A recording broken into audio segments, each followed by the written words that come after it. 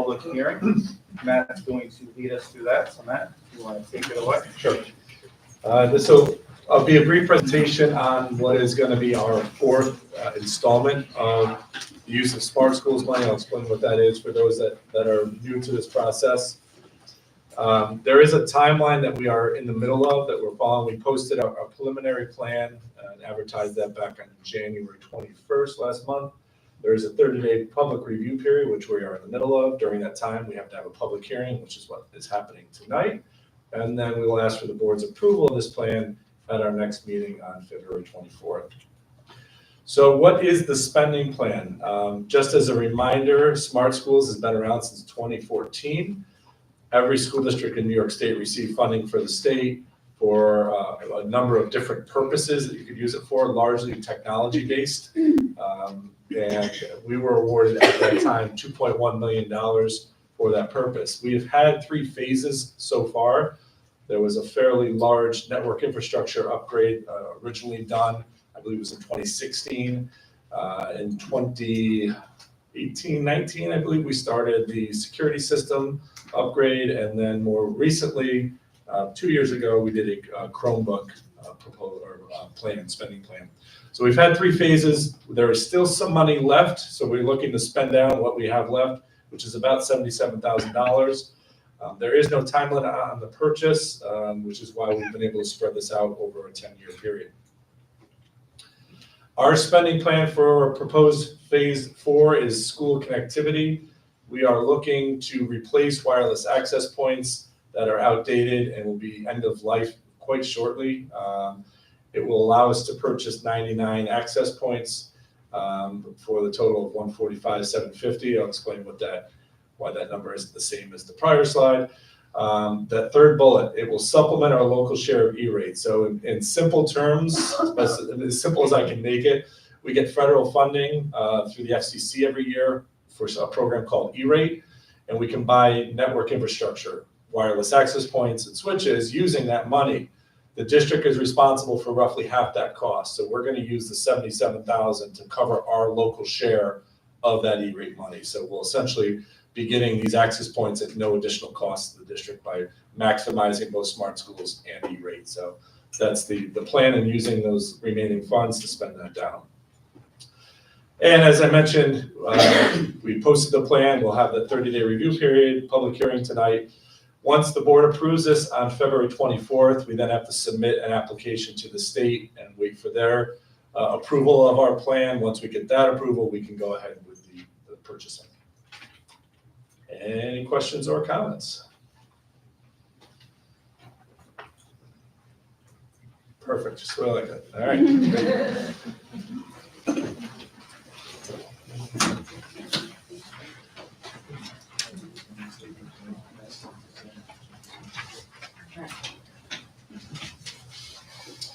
All right, no questions. So yeah, immediately proceed to the board meeting.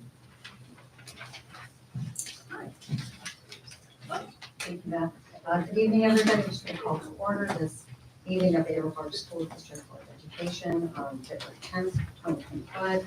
Everybody rise for the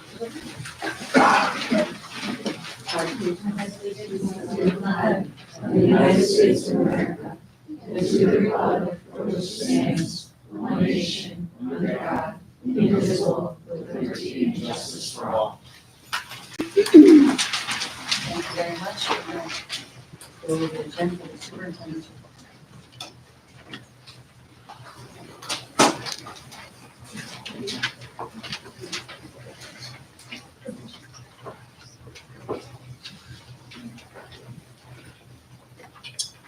Good evening. So a few things just to point out for the board as we turn the page into the middle of the budget season. Some good news on our fiscal monitoring. That's a yearly designation that comes from the New York State Comptroller. And we are very happy to report that we are in the category of no designation.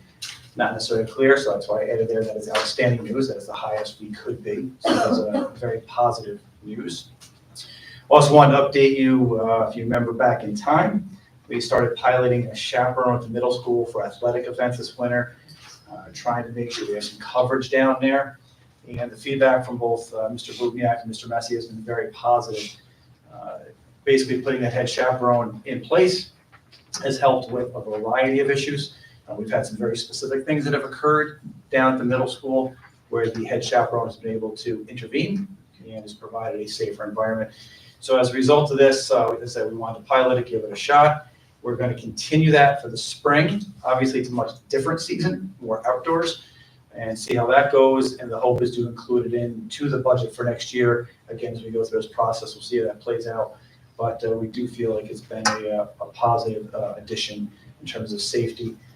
Kate's actually here. Kate Dorrigan has done a great job overseeing our safety, and included that is the after-school plan, which, as we've talked about, post the unfortunate incident at Bethlehem, all districts have really been looking at how they're doing things after school. We're no different with that and trying to make sure we are as prepared proactively as we can to make sure people are safe. Speaking of safety, the Rensselaer County Sheriff's Office is in the early stages of implementing body cameras. It's part of a statewide mandate. So as a result, we have 6 other districts besides us in the county that have an SRO. So I was able to pull together a meeting of the 6 of them. We hosted it actually here in this room. We had the SRO supervisor, Sergeant Collins, Questar Health and Safety Director, some of you know Craig Hansen, and our attorney, Jeff Honeywell, represents multiple districts for a long period of time. Craig from Questar and Jeff have been through this in other districts. So they've provided some really good experience for us and expertise. It was actually a very positive meeting regarding the implementation, how that would go, as we were able to talk through concerns both on the school district side as well as the sheriff's department. So we will be looking to that and provide you updates. That obviously is based on the sheriff's timeline, not ours. And then if you go back to Matt's last presentation on the accountability status, there was one slide that was sort of blank, that the categorization or the designation from the state was left out because it was embargoed at the time. As we expected, happily able to report to you that all of our schools, all 3 elementaries, middle school, and high school, are in good standing. So we've gotten the official designation now, and got a positive report. So positive report on the academic side as well as the financial side. We wanted to share that with you tonight. We'll move on to our celebrations of success. Once again, Brian Radowitz provided this for us, our Questar communications person.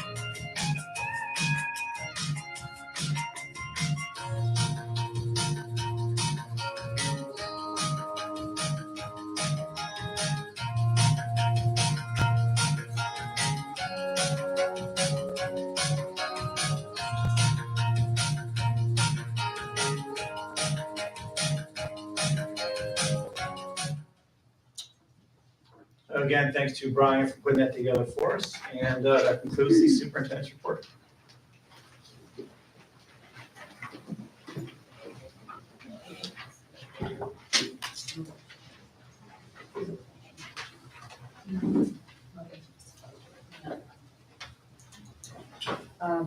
This is the first public comment section of the evening. This is for items on the agenda. I don't have anything, all the sign-up sheets I have are for items not on the agenda, so there will be a second opportunity to talk. Just to say it, so it's clear and folks maybe think about what they want to say. Public comments, again, in this moment, limited topics on the evening agenda. Later, there will be topics not on the evening's agenda. If you're wishing to address the board, you have to complete this request form. If you haven't, Linda is over there helping people with chairs, but she will be back there with more of these sign-up sheets. Comments are limited to 3 minutes. We ask folks to be succinct. Questions are not generally answered in this day and age, so we can adjust what you told us, and they'll be addressed by the administrative team at a later date if possible. Okay. So again, none of my sign-up sheets are for items on the agenda. We'll be quickly through the rest of our agenda here. There are presentations from the regional food bank, or regarding the backpack program. So I'd like to welcome folks. We've had a long-standing relationship with the regional food bank here in the district at the elementary, the middle school, and the high school levels. And 3 people at the microphone now have been instrumental in making that a success here. And they asked for a few moments to share some of the wonderful stuff happening here in the district. So Kate, we'll turn it over to you. Thank you, Dr. Franchini, for having us present tonight. We have a wonderful program we've had in the district for about 10 years, and I don't think we talk about it enough and the great things we do for our students and the families here in our district. So tonight we just wanted to share a little bit about the backpack and the pantry programs that we have here in the district at different levels. I have Megan Beauchamp, who is our elementary counselor, who kind of oversees everything in the district and certainly the elementary backpack program. And Tracy Ferlito is here from the student worker side, because none of this work happens if we don't have people who are doing the job on site. And we actually have some of her students sitting in the audience, well, actually one graduate and one current student. We're going to show a little video so you can actually see them and the work that they do, and really without them with this wouldn't really be moving forward. So I'll have Megan share a little bit about the backpack program. Do you want to go? Okay, there we go. So as Ms. Dorgan said, this program has been going on about 10 years. School counselor Ann McAvoy started the program in 2015 at Post and Kill Elementary School, and then expanded to the other elementaries, and now we are offering programs in the middle school and high school as well. There's some fluctuation from year to year in terms of how many elementary students we have enrolled in the program. It ranges from 25 to 50, depending on the year, not necessarily dependent on need, because this year we don't have as many students enrolled as we have in the past, but I don't believe it's because there's less need. I think we just need to get our referral process a little more robust. Students are identified through the elementary schools. It could be a bus driver, it could be a lunchroom aide, it could be a classroom teacher, it could be an administrator. Anyone is welcome to refer a student into the program. And then the elementary counselor or nurse or myself would reach out to the family and invite them to participate, and they can certainly opt in or out, it's their choice. The students take home a bag every Friday. It used to be real backpacks, air quotes, now it's not anymore. In the time of COVID, we switched over to different types of bags, but included in each backpack, I'll just quick read, 2 breakfast items, 3 entrees, which could be mac and cheese or like a can of soup or something like that. Every other week, they also get a milk card and an egg card to be redeemed at Stewart's. They get a loaf of bread or a non-perishable grain option, depending on what's available from the food bank. They get fruit, fresh fruit most weeks, which is great. They get canned vegetables and a full-size jar of peanut butter and jelly once a month as well.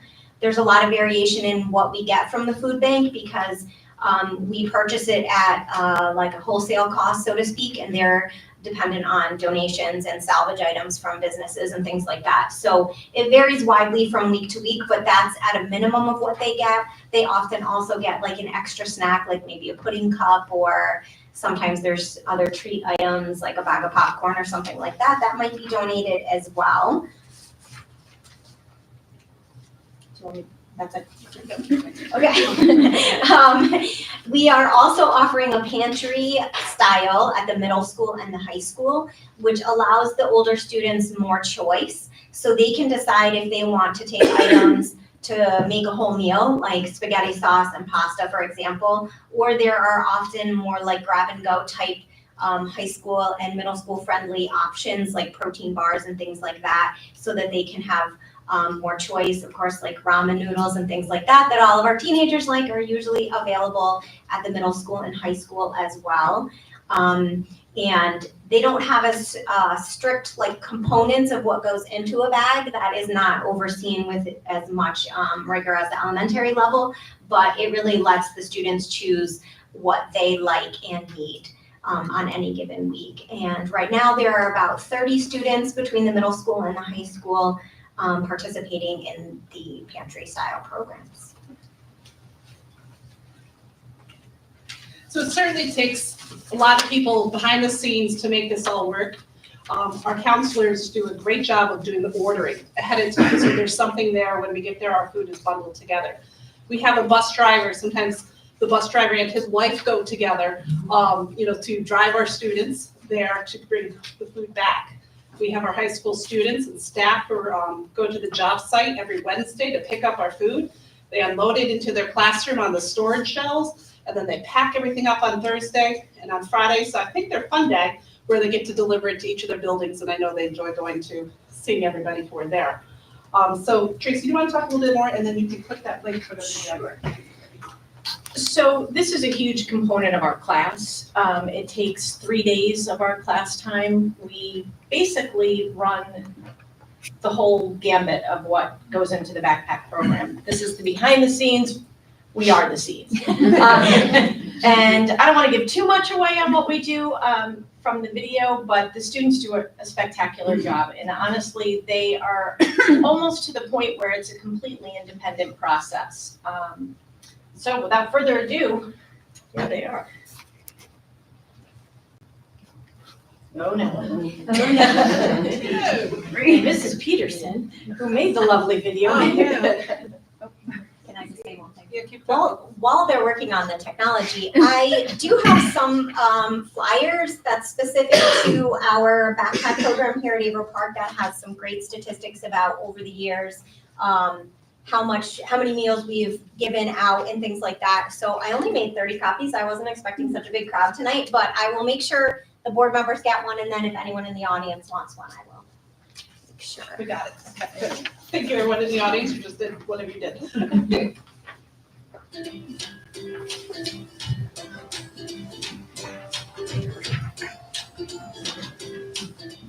On Wednesday, we go to the food bank.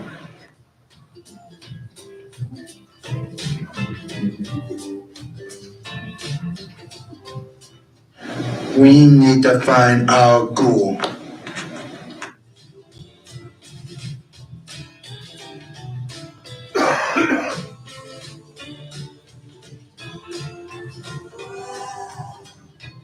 We rolled up the box at the food bank.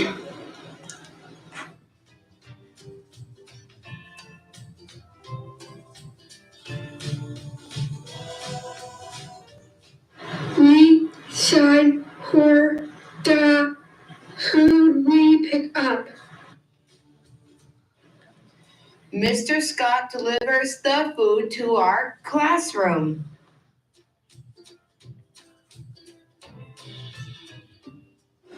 We need to send the invoice to Miss Beauchamp and Miss Dorgan.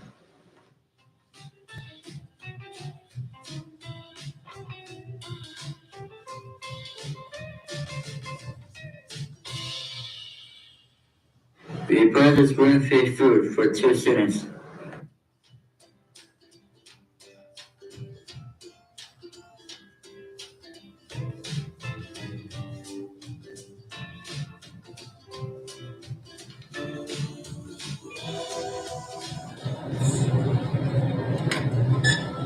Excellent, I'll take that. Now we're gonna purchase, what do we want our balance? We're making a purchase, right?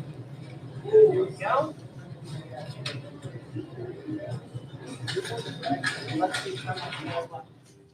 We plan out the food for each school.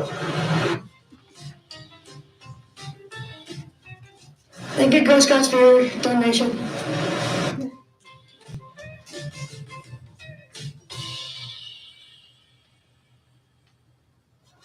We check to make sure we have everything. Yogurt pouches, X2. Check.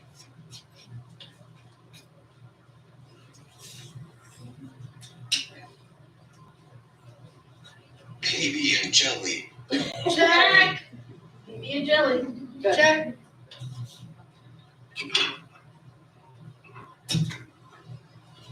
Pasta double use sauce and veggies. Check. Then we got the bags.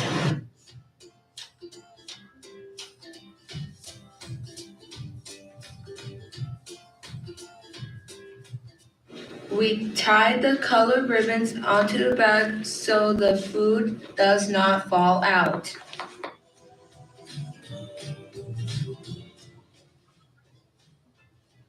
We carry the bags down and rode the bus.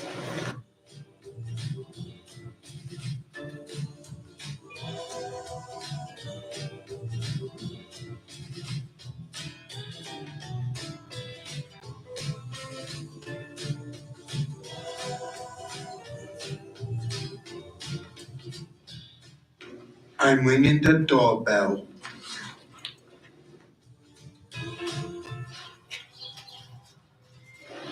We deliver to each elementary school.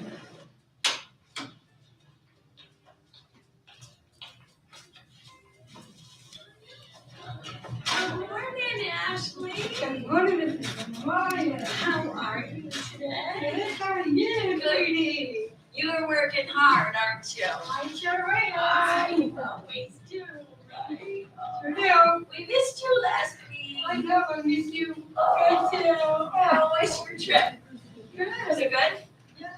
My favorite part about the backpack program is riding on bags. My favorite part I deliver book bags.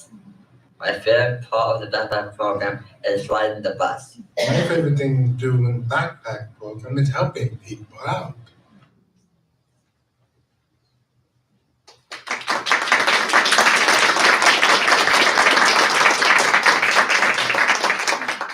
Obviously, we can't do it without the student workers, and we have two of them here in our audience, so thank you guys.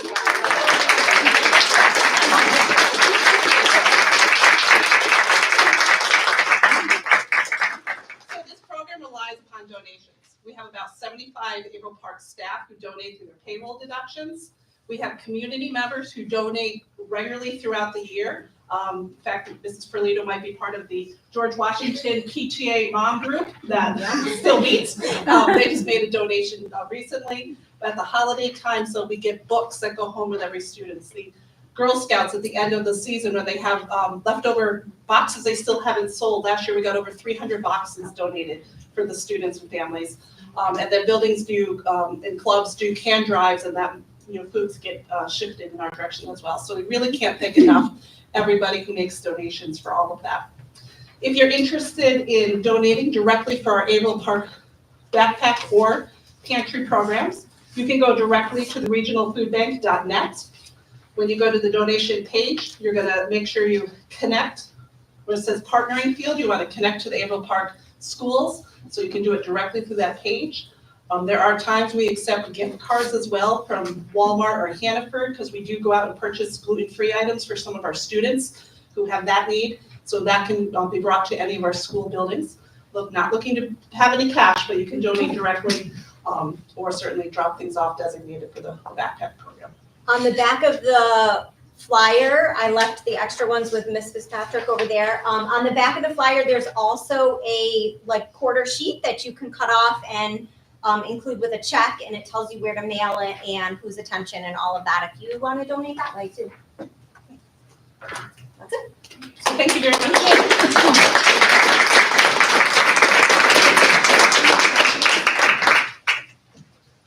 Thank you guys. hard work. That really was like a lot of getting exhausted and hungry at the same time. And I appreciate the instructions, because otherwise I would forget.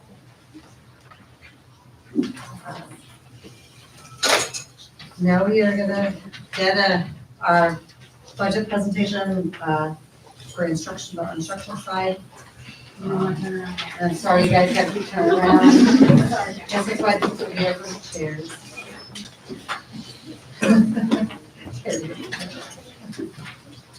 So we're going to continue along our budget process. Last meeting you heard from the non-instructional side and took a look at that.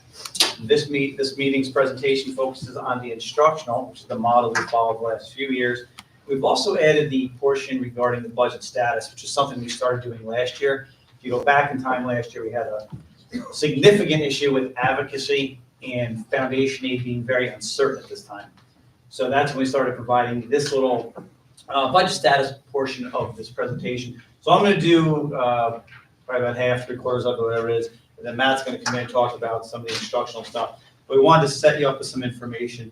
So remembering that we always start our presentations with our goals and our mission statement, and we'll read them to you, but I will, as I tried to do, thank you once again for adopting those goals and keeping them consistent. It's my 8th year, and those goals have been very consistent since the beginning. The first 2 have been completely consistent. The third one we added, as you know, was about data, but once we felt like we institutionalized that, we moved that out and talked more about the digital fluency portion. You probably remember seeing this slide. I actually copied and pasted it right into our presentation. And the key thing there is we look at our principles. We want the budget to be the financial representation of the academic program. We want the goals that we have, that we spend a lot of time with, not just at the goals, but the SMART objectives and the action steps. Those are the things that you saw from the presentations from our building learning teams at the high school, middle school, and elementary level. We want those goals to drive how we utilize our limited resources, and probably the focus there is the word limited as it continues to get more and more so. As I talked about, goal 3 used to be data-based. We now believe that is part of just what we do. We want to make sure we're using the data to guide our instructions. Since the beginning, and I have a slide coming up to show this point, we've been reducing through attrition wherever we can. So this has been a multi-year process. I can safely say since I came back to the district in this role in 2017, we have reduced through attrition whenever we could. The last 2 I left in just as is. This will be the last time you see them in red. Those were additions about midway through, if I remember correctly, last year's process, where we added the where reasonable, we're going to actually start making reductions. Those are straight out cuts. And where reasonable, we're going to start using fund balance and reserves. And we talked a lot about that last year, that we were dipping into what we have in the savings account, if you will. Just again, to set the groundwork for where we have been. This is the 24-25 budget, so this is all last year's stuff. We've reduced about $3.3 million from our rollover budget over those 2 years. Right, so those are the numbers that were in the presentations the last 2 years. We have been reducing significantly. This is going to be now year 3 of reductions. If you look at what we have reduced just last year, 4 elementary teachers, bus drive floaters, 1 teacher on assignment, middle school aide, part of an FTE there, some middle school lunch monitor time, and then a couple of things. I didn't list everything on here, but a couple of things that we reduced or cut: the teaching and learning cabinet, which was really our kind of progressive, leaning forward type of work that Matt was leading in the district with some of our faculty about where we are seeing the district going, right? Stuff at that point, like AI and those type of topics were in your teaching and learning cabinet, and grading, all those type of things that we wanted to make sure we are continually looking at how we are doing and doing well. And then something I wanted to make sure I kept in here is the Star Center partnership. We have 2 of those we're down to 1, and that was through some creative work on the part of ourselves and 2 other districts where we came together with the Star Center, and we got Questar to provide that as a coaster. So we got the aid on it, which enabled that partnership to continue.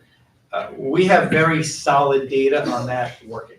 And we wish we had both of them, but at a time where we're reducing staff, and we know that we've increased social emotional needs of our students, and at a time when we cannot increase our support system, these community partnerships are huge. And the Start Center has been an invaluable partner in this. And we're glad we kept one of them, but we couldn't keep both. As with every budget, there are some form of additions that we try to get in when we can. The first one revolves special education. I think the board's pretty well aware that we try to do the best we can for our special education students. We try as best we can to keep them in-house in the district. We obviously do send kids out to private placements. We obviously do send kids out to Questar programs, and those programs are fantastic, and we always utilize them when we can. But we do feel strongly about trying to keep our students in-house as much as we possibly can. This was a move last year to start a communications class at the K-1 level, and then, some support staff that was around that. As much as I just stated accurately that we try to do that for students, there's also a financial piece of that. Because when we send students out, it costs a significant amount of money. So there's a benefit to the district to keep them in financially, and we certainly believe there's a benefit to keep them here from a school community, school environment, and instructional point of view. There was a couple things on the athletic side that we added. As we talked about last year, girls wrestling was the fastest growing sport in New York State, and we had some girls who were wrestling on the boys team. We felt like we owed those girls the opportunity to participate, and we needed a coach to do that. The boys coaches were doing that sort of on their own, without asking for any compensation. They were taking the girls to the meets. They did a great job, but we felt like that needed to be funded. And then do some, again, creative work on Matt's part. We were able to use some grant funding, keeping it out of the budget, where we brought unified bowling in, so that we now offer unified basketball and unified bowling. There are 3 unified sports, one for each season. We now are able to offer 2 of the 3. So we're very grateful for that, and that we're able to add that. Again, I know this is a refresher, but I want to make sure we kind of keep these things in our mind as we go forward. I know we live it every day. You guys don't, so we want to just kind of make sure it's in your head as well. The CARES program at Algonquin used to exist a long time ago, went away during tough budget years. We brought it back through the COVID money, through those federal stimulus funds. The program came back. If you remember, the stimulus funds, two pots, one went away one year, the second one went away last year. We've lost all that funding. We had really solid data to say the CARES program worked, and we recommended to the board that you bring the CARES program into the general fund. That is literally, I don't even know if it's a week old data that we got from the middle school, that based on the first 2 quarters, 3 of 39 students would be in danger for failing. That's a pretty remarkable number. That program is clearly working. I've seen it myself, being at Algonquin for those years. It builds relationships, it helps instruction. The people in that program do an amazing job, and we know our kids are benefiting from that.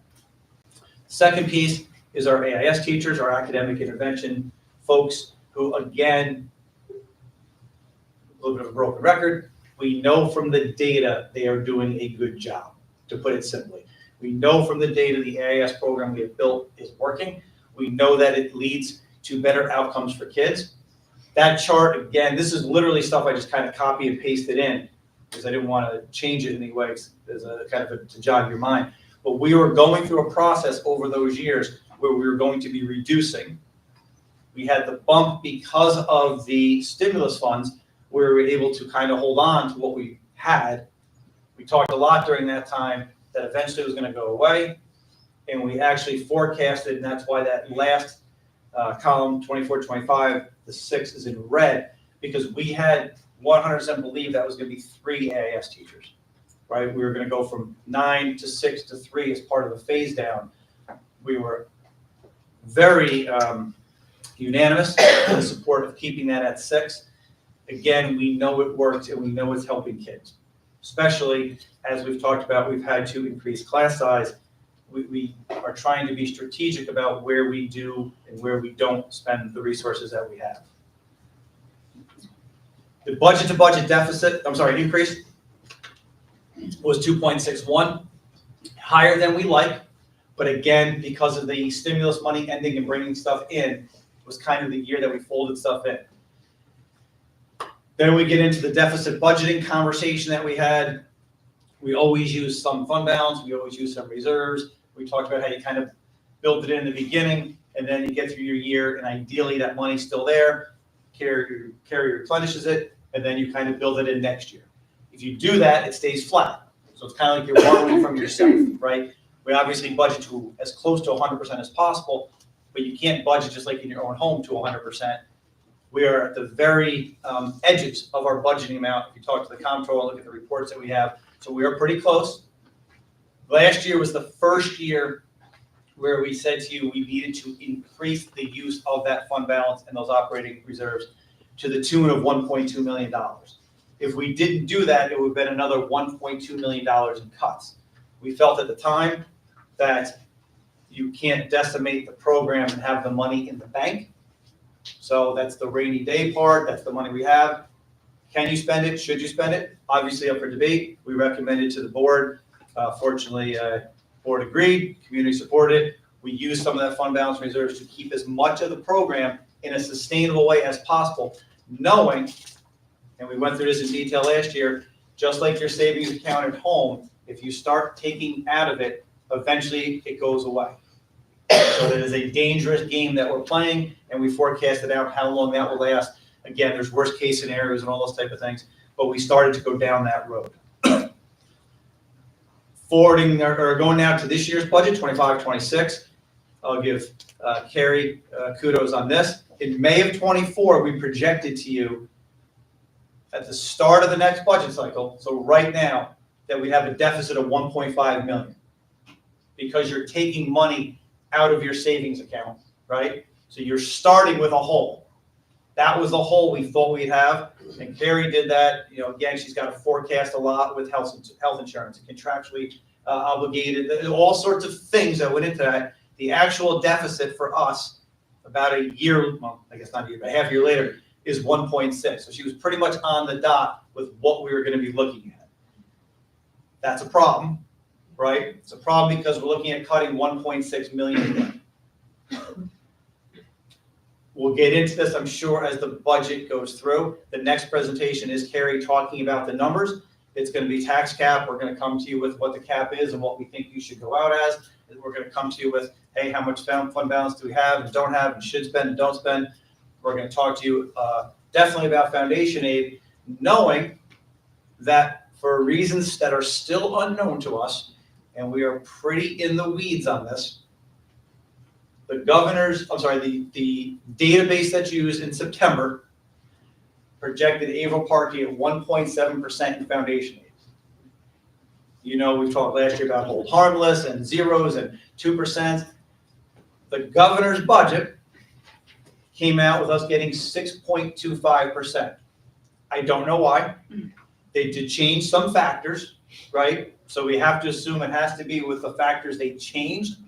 But I sat in a Questar meeting and I sat in a suburban council meeting, and the conversation around the table was all the same. People who have been winners, in many cases didn't win. People who had been losers like us suddenly won a little bit. No one's quite sure why. Everyone's kind of guessing. Everyone's trying to figure it out.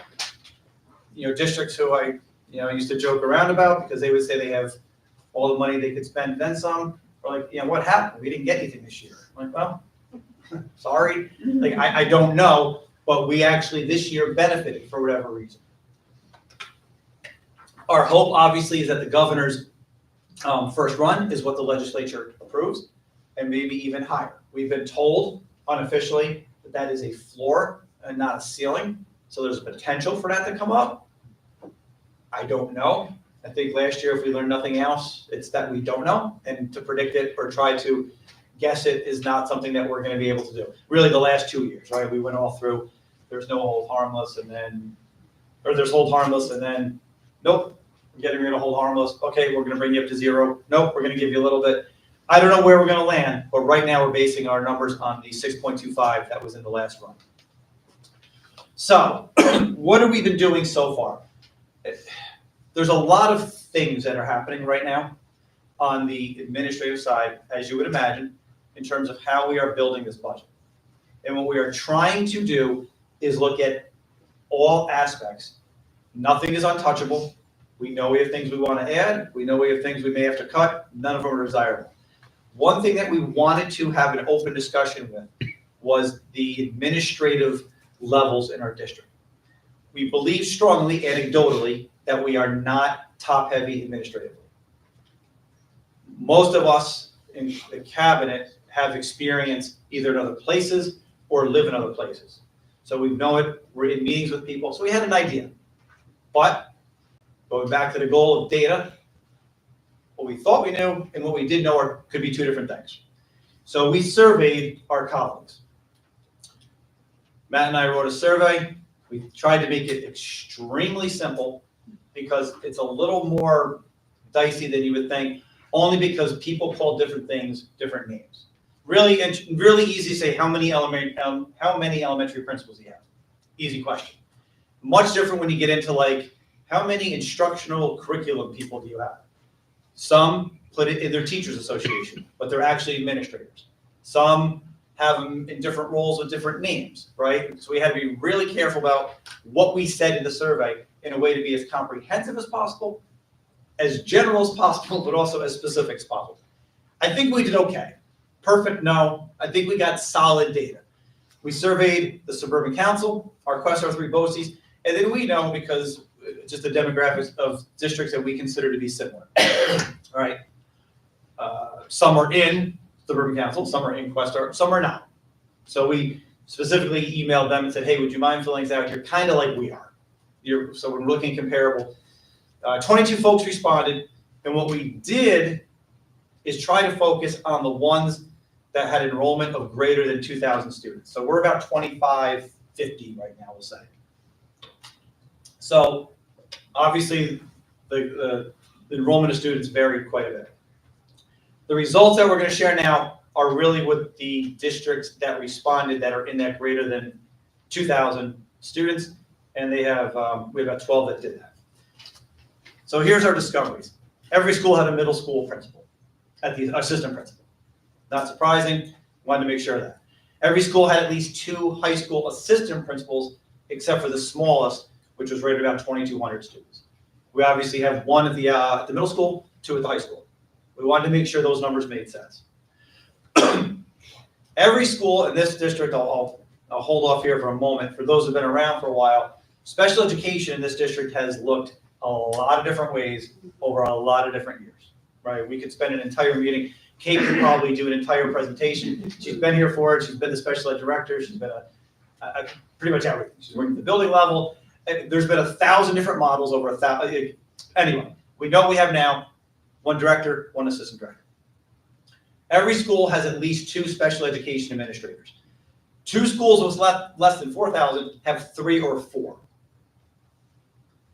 We were the only one of 2 districts that did not have a director of counseling or a PPS director. Again, some of these terms are sort of interchangeable in districts, some overlap. Sometimes they build little things into it. They're all a little different, but they're all generally the same. Of the school that had, we kind of categorized as yeah. What's CPS? There we go. Megan jumping in there. She's more than regional food bank.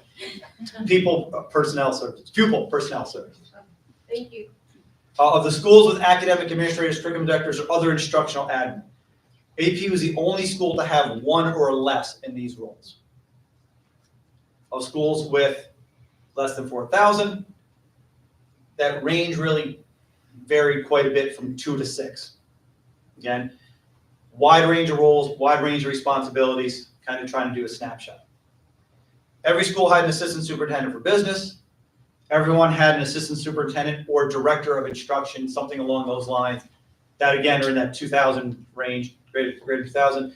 Everyone but 1 had an HR director, which is the most recent addition, obviously, for us.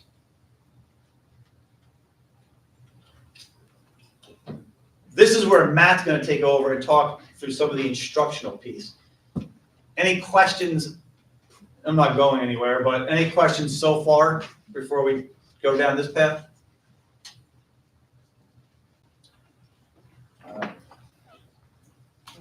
I'll stay with you. Really warm them up for me, thanks. So I'm going to focus on instructional. We've done this a few different ways over the years, and I think the last couple of years we really changed our way we were presenting this, because the reality is when you're looking at the deficits that we have, it's hard to say, here's what everyone wants. But the reality is we do ask the buildings what they're looking for. We still believe in that forward thinking. It's just a question of what we can actually afford to do. So we keep certain things on our list. And the first slide is literally, I think in the 5 years I've been here, I think they've been on the list all 5 years that I've been here in terms of what we really not only want but need in our buildings. As you are well aware, we do not have a high school business program. Very unusual for a school our size to not have that. So this remains a position that we are longing to add and have tried to get through the budget, but obviously with the deficits, it's been really challenging. We do not have a social worker across our 3 elementary schools. The START Center that Jim mentioned is certainly filling in some gaps, but to not have a person really focusing on that family connection is an important role that we have really sought after for a number of years. And as a few of you on the board heard earlier tonight, our music numbers continue to grow, and we have yet to get back to a level of music support that we had over 10 years ago. And as our numbers swell, it's becoming more challenging to meet the needs of all of our students that are engaged in our band, orchestra, and choral program. So that's been a position that we've requested in different ways over the years, but it's certainly been on the list. So these remain on our wish list if things turn for us. But obviously, when you're looking at a $1.6 million deficit, it does make it a challenge. Jim, you want to? I just want to, going back to the music one, as you heard today, many people were in that meeting. That was a cut from the Great Recession of 2008, right? So we have many roles, and you heard Carrie talk about it last week, of things that never came back, right? Fortunately, we've been able to bring a lot of things back. Unfortunately, a lot of things happen. Probably the biggest one in your world is the custodial. We know from a square footage point of view, we are way under. We just added one recently to try and get some of that up. But that is going back to the dark days of that recession period where the district really struggled financially and in some cases has not recovered. We lost the business teacher then as well, right? Is that right, Terry? Yeah, I think it was right around that. Shortly, it was during that kind of run. It was during the gap elimination period. Yeah. So probably that 09, 10 area, give or take. But yes, same time period. And there were 2 at that point, right? Terry? There were 2, right? Yeah, 1.2. 2 business teachers at that point. We had 4. We had 4. 4 business teachers, yeah. 4. We lost all 4. Oh, wrong. All right, so obviously the deficit does make that wish list a challenge, but we do feel it's important that we keep showing the positions that we are still seeking. Our reality is similar to last year. This is a list literally that we used in our presentation last year. These are the things that we have to look at when you're dealing with a $1.6 million deficit. And we look at things like class size, intervention services, special area subjects, electives, athletics, admin, as Jim just talked about at both the building and district level, aids and transportation. These all become things that have to be on the table in order to make up that deficit. So rather than being able to add, we have to look the other way. There is one area that we want to kind of bring to the forefront that we feel very strongly about. I'm going to give a little bit of background in terms of what our teacher on assignments are, but since 2019, we have had, well, let's put it this way. When I started, we had 6 teachers on assignment. Those were teachers that were no longer in their classrooms that were performing other duties to support teaching and learning throughout the district. We had 3 intervention specialists. We had an SEL coach. We had a data coordinator, and we had an instructional technologist. In the 5 years since 2019, 5 of those 6 positions have been eliminated. The only position that remains as a teacher on assignment is the instructional technologist, and that person's retiring in October, or will be tonight after this meeting. That person's part of our technology data department, and that department's also seen some cuts. We had 7 FTE at the start of last school year. This year, that has been reduced to 5. If you were to add the instructional technologist in as a cut, that'd be a 43% cut to a single department, which is pretty astronomical for one single department to take on. The problem is those jobs have to end up somewhere. And when we think about the jobs that person does, The current task that she's performing is professional development on any software tools. As you know, we're a one-to-one district, so there's a lot of technology used throughout the district. She supports the teachers in bringing that into the classroom. That might be as part of planning. She might actually go in and co-teach with the person or just provide some training. So it's a lot of that instructional support that we need to utilize the software that we're subscribing to. She maintains our licensing and our student access to licenses, so there's a lot of behind the scenes that go on with student accounts. She also secures and maintains student privacy agreements, which is a new task that every school has to do under Ed Law 2D. We have to, every single year, we have roughly 70 or so vendors that we work with, and we have to secure privacy agreements with them on an annual basis to ensure that our students' personal identifiable information is being secured. So that's a task that would have to fall somewhere. There's also future considerations. We obviously know as AI continues to develop, how quickly it's developing, it's going to require regular attention because it will have an impact on teaching and learning throughout our district. The cell phone ban that the governor proposed in her State of the State address in January will potentially require us to bring different approaches to the classroom. If students can't use cell phones to take pictures of artwork or to take field notes when they're on a doing science experiments, we'll have to come up with some workarounds, and that will require other technology use. And then we also feel like we've lost some things with the loss of our data coordinator. There are certain teacher functions like assessment recording and grading, our gradebook program. We don't really have a point person for that now. We've noticed that has already been a loss this year, that we're hoping maybe we could blend the two positions together if we were to replace the instructional technologist. So again, we feel strongly about that. We look at teachers on assignment often because they don't have students assigned to them. They're easy targets, and that's probably why we've lost all but one, because in tough times, you tend to find things that have that least impact, but there's only so far down you can keep cutting, and you have jobs and services that just aren't being met. So this is one that we wanted to bring to the forefront as we think about our budget deficit. The other area that I'll jump in again, Matt, sorry. It's something that I think is important to know too, and many of you know Sharon Lawrence from her time here, and she was around for those dark days, and her and I have talked multiple times about this, and as recently as at the foundation gala and talking through it, you know, she said in going through those times, the lesson that she took from that is the district as a whole did everything it could to hang on to FTE in what Matt kind of talked to, the direct contact areas, but in the process, gutted all of the support around the teachers. And especially at that point, it was Common Core and those type of things. She said, I always kind of go back to that time, and her forewarning was, in these tough times, if they're to come again, and they're going through, the more you pull away from the support around, you're actually damaging the work and the support of the teachers in the classroom, so just be careful. Which is kind of as we're trying to talk through this, and you say, you know, to Matt's point, there's not a direct connection to class size. There's not a direct connection to having that person in front of kids, but there's a strong value to that in the work that's being done to support the people who are. So again, none of this is meant to try and sway or be pro or con. These are the things that we are wrestling with literally every day and having hours of conversation on. And we just want you to kind of know, at some point, we're going to recommend to you a budget, and you're probably going to say, well, why not this, or what about that? To kind of give you all the information that we have so you can make the right decision from your mind as well. So, sorry. Before you continue on though, I have a question. So that 1.6, is that after we add in the 6% increase in foundation aid? So, and the good question. So we've done what that modified rollover levy is. cap? Yeah, we don't call it a rollover, right? Because it's not a true rollover. Right. We're not taking A to B. So what Carrie does a really good job of is taking, okay, let's take this year and assuming we have everything that we have this year, you know, the health insurance stuff as best as she can at that time, the foundation aid, all those things. And that's what we came up with. If you go back a couple years, I think we kind of struggled with what was our starting point.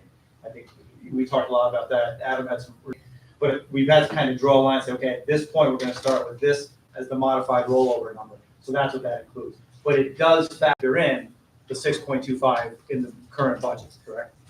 It does, but it doesn't get to the point of factoring breakage in the list of items. It's just the starting point. So none of that is factored into this. Okay.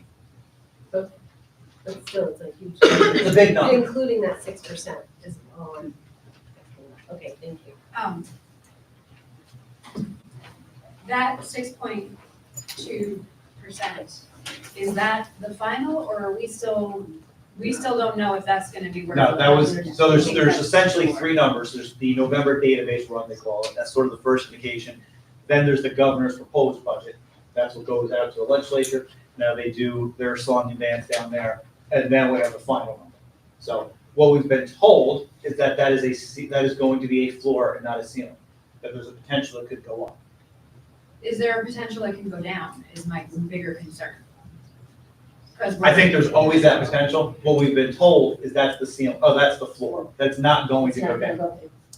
That's what we've been told. do the reverse this year. Forgive my trust issues, sorry. Well, and just to make sure that it's on record that none of the reductions made were for funsies and were 100% related to the funding deficit from the state. I just want to make sure everyone in the room and at home and anybody else understands that we don't reduce program or any of this if we have the money to pay for it. I mean, and that's what you're talking about in terms of that rollover, is like, this is what we have now, all things being equal, this is what it would be.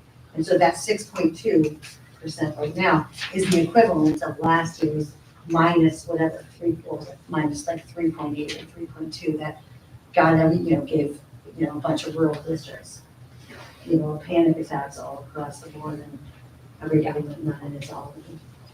So I hope it's a floor. It would be nice to see it go up. I won't hold my breath. But yeah, and we also don't, I mean, it's, what is it, the end of March, early April, when they're required to have the final number anyway. Right, so we have to do our budget before they give us a final number. There's a first step. Your face speaks volumes, just. She also has trust issues. Back to you guys. Thank you. This next item is something that we will ask the board to take action on in the coming months. It's something that I know Jim is made you aware of, and it's something that we've spoken to the teachers impacted by this. It doesn't necessarily have a budgetary impact this year, but it does have a long-term budgetary impact. We have started taking steps to eliminate the French program throughout the district. There's two primary reasons you can see. The first is sustainability. We have two French teachers in our district that are both nearing the ends of illustrious careers, and we don't know when that necessarily will be, but we do know that it has been increasingly challenging for our neighboring districts to find replacements for French teachers. They're just not out there like they used to be. And really getting caught in the middle of having a French program and no one to teach it. Fearing that, we've started to make steps to phase out our French program. This would allow, obviously, financially for attrition. When those people do retire, we would not need to replace them. So to take that step, you kind of have to cut things off at the spigot, because we want to make sure we're not harming students. So this year is the last year that French 7 will be offered, which is students when they go to 7th grade choose Spanish or French. So starting next year, students will only be choosing Spanish when they get to 7th grade. And what that allows us to do is to phase it out, but still allow every student to continue in French for however far they want to take it. So students typically will take French 1 in 8th grade, French 2 in 9th grade. Some will continue to French 3, French 4, French 5. So with this plan, we should be able to get to the end for however far the students that are currently in French 7 this year, however far they want to take it, we should be able to staff that up. We'll be looking for a board action in March, April on this to approve the phasing out of French from the board. Jim, go. I think, again, the important piece of that is we've been in conversations with French teachers now for multiple years. We're trying to do it the best way for employees and for the best way for students. We've been very deliberate and purposeful with that. When we say there is not a lot of French candidates, there's zero, right? One of the teachers is actually actively involved in trying to find a replacement, and has been at the college level. There is nobody in the program. So it's not like we might get someone or we could get someone. There's a solid chance we are not going to get anyone. And then we are going to be in a spot where we've done kids a disservice and we said, hey, French 7th grade, 8th grade, oh, sorry.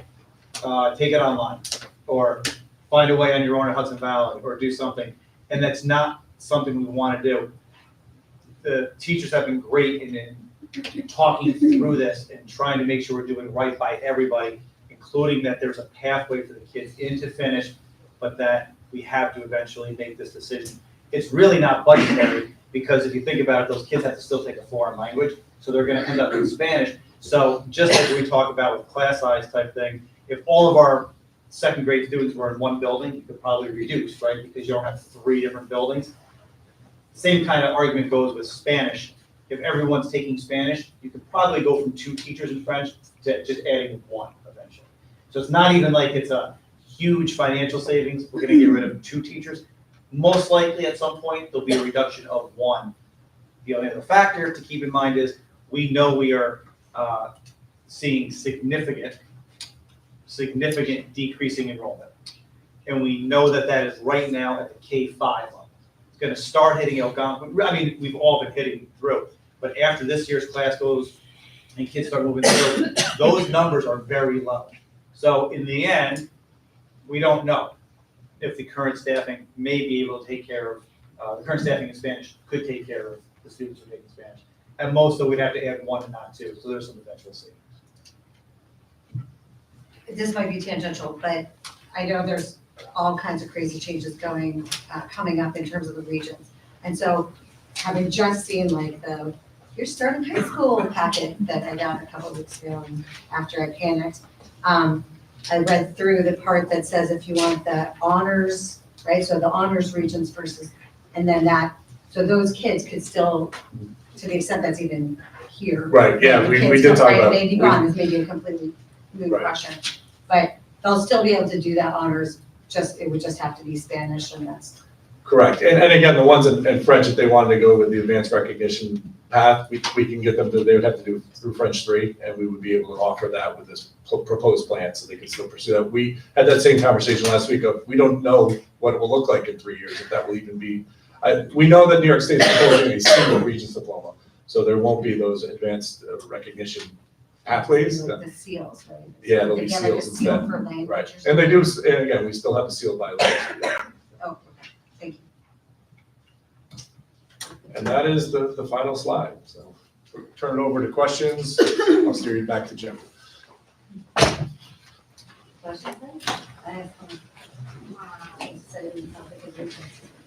We don't want to talk about regions.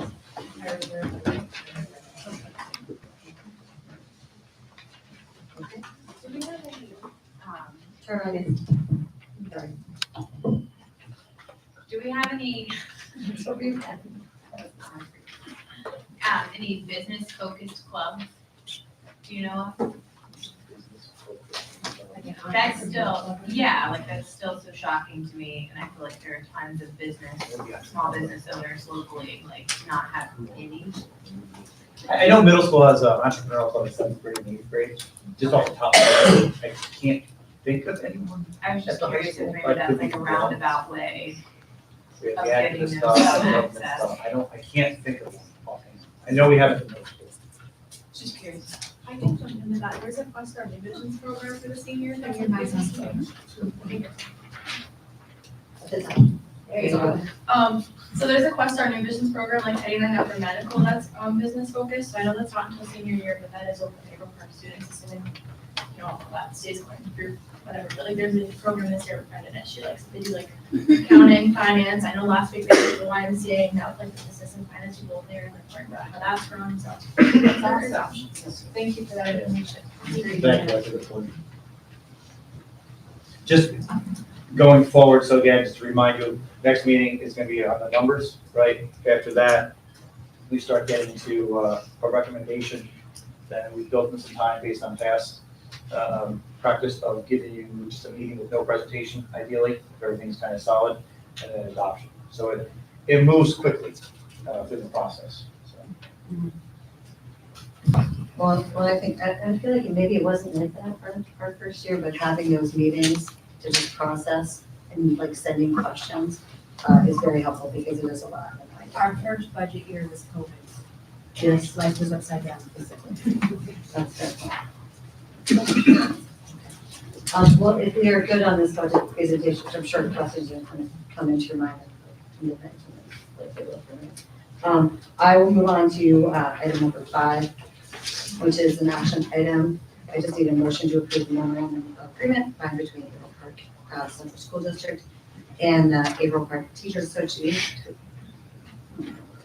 and Melissa Weatherwax, and this is for the agreement that we have worded ahead of time. As Megan and Gary first, second. Any discussion? Hearing no discussion, all those in favor of approving this MOA? Any against? No abstentions? That is unanimous. I need a motion to approve the minutes of the meeting from 13/2025. Megan, Carrie first, Lauren seconds. Any discussion on the minutes from last meeting?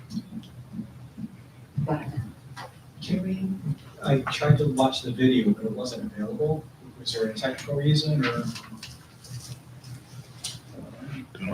Video of the last Just a caching issue on my browser, as most support people tell me and stuff, but. No, I didn't see it. Okay. So the last board meeting video is now. Thank you.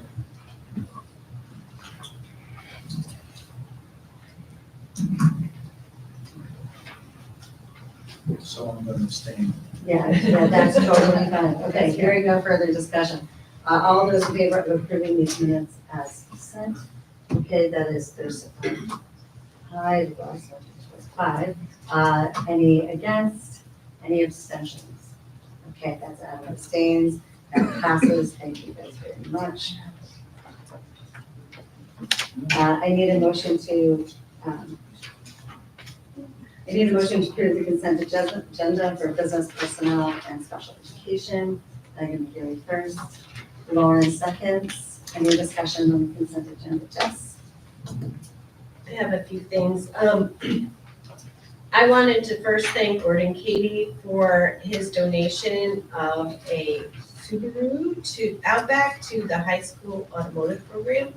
I think that was very generous. And I also want to take a moment to acknowledge the retirements that are within these consent agenda. There are 7, I believe. Kathy Egan, Bray Engel, Liz Hayworth, Gordon Katie, Susan Sector, Melissa Weatherwax, and Bill Whipple. And together, that represents 191 years of service to this district, which I think is pretty incredible.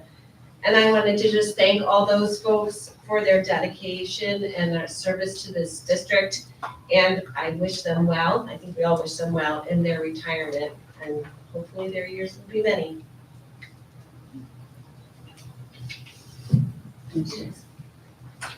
Any other discussion?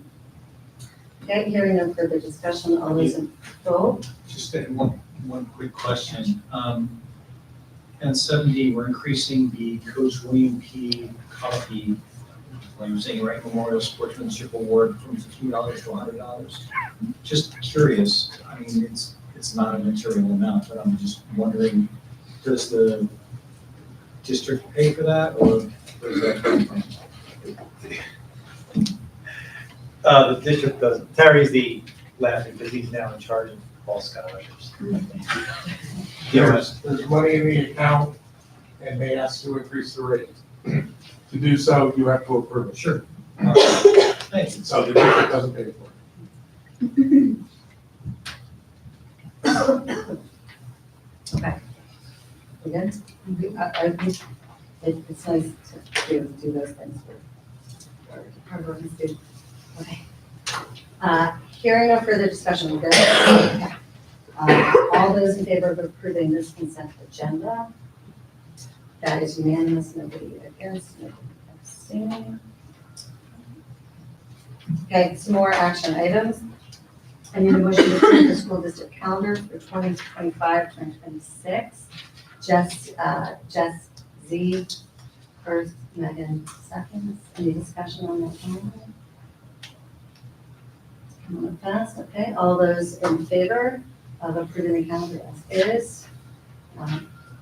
You good, Michelle? Okay. That's unanimous. 10B, I need a motion to approve a memorandum of agreement by and between Averill Park CSD and Administrative Support Employees Association, again, for the attached documents. Megan's very first, Adam second. Any discussion on that? Okay, hearing no discussion, all those in favor of approving this memorandum of agreement? That is unanimous, Linda. Okay.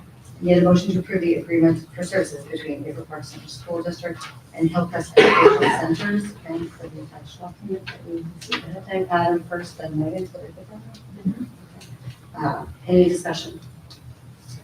Hearing none, all those in favor of approving this? Okay, that's also unanimous, great. And D, I need a motion to approve an out-of-pay trip for the Averill Park High School boys varsity lacrosse team to play a game at Pittsfield High School, March 25th, 2025. Adam first, Megan second. Any discussion? If I'm anything, I'm consistent. Supervision, chaperones. Thank you. I kind of put a plug in during discussion. This is the policy, the 8,000, so it's probably a policy. But I'd just like to put a little plug in here that we may want to look at this. We can send someone like 6 hours to Buffalo with no problem, but not, Should be distance. it should be distance. So it's kind of so we were talking through it a little bit, we just had never touched it, and we're completing for the review, but it's actually coming up. And we will look into that too, because crossing a state line might be hugely different than going to Buffalo. Right. So So, we gotta double check. so something. the policy committee will Yeah. take that into consideration. I just want to wish them luck. Yeah. And hope it doesn't snow. But playing lacrosse in the snow is fun. If you go for that sort of thing. Okay, all those in favor? That is approved unanimously. Thank you guys, and this is a good team done. That's okay. Good. Okay, thank you all for your patience. We are now at the second agenda period for public comment.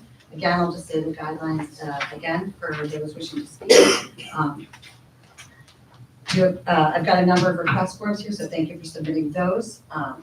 Again, comments are limited to 3 minutes. You're invited to make your comments brief. You can direct questions. They're generally not answered during the public comment period and will be addressed at a later time by the administrative team as needed. Okay. I'm just going to start by calling names. I apologize if I get these names wrong. Morgan Dyer. Did I say that right? Morgan Dyer? Do we have yep, you're going to go right up to that microphone over there.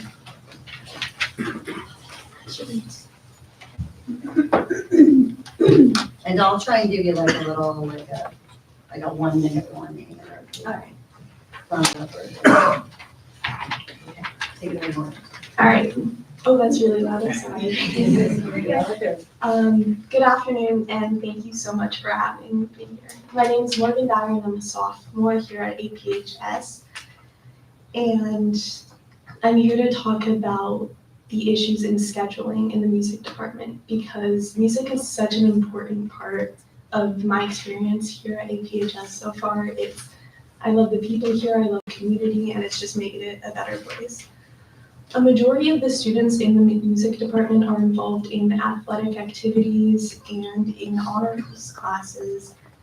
And a lot of the honors classes that I've seen so far usually have conflicts with classes like band, orchestra, and choir.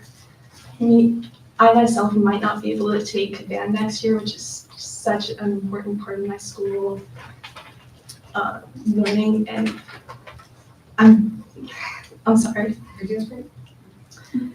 And I just think it's really important that we should put a little more priority into making sure that all students are able to get the music education that they need. The music department is the community in school where I feel most at home. It brings in all sorts of people regardless of any cliques or differences and brings them together. I've developed a lot of close bonds with the students that I've met there and the teachers that teach the classes. I love everything about the music program, but I know that my core classes are something I have to prioritize too. It's a hard decision to choose whether I should take a class like math or take band that I love. And I've put so much effort in, I've put so much time and money into getting my music education. I propose that we take more priority in scheduling other classes, such as honors classes and important core classes, and scheduling those around the music classes, so all students that want to have or be involved in band, orchestra, and choir can get the education that they deserve. Thank you.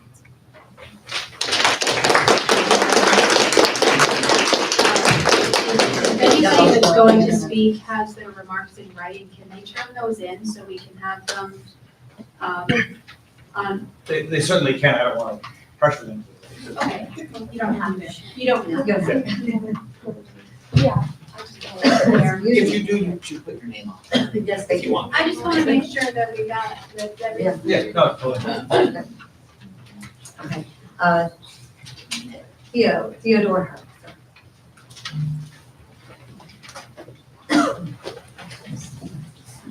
Hello, my name is Theo Hart. I'm a sophomore in high school and I play the alto saxophone in both concert band and jazz ensemble, as well as singing concert choir. I also play the saxophone in the pit band this Friday for our off-Broadway Players production, Drum in the Den. The jazz ensemble and I are finalizing preparations this week for a performance at the Fonda Fultonville Jazz Festival, which we won a gold award at last year, as well as a field trip to the Empire State Plaza with the entire music department. My thanks go to our wonderful teachers that find all these incredible opportunities for us. The student body truly appreciates all the support we get. Musical ability is an important part of a well-rounded student, and our school should make strides to make sure no child is deprived of that.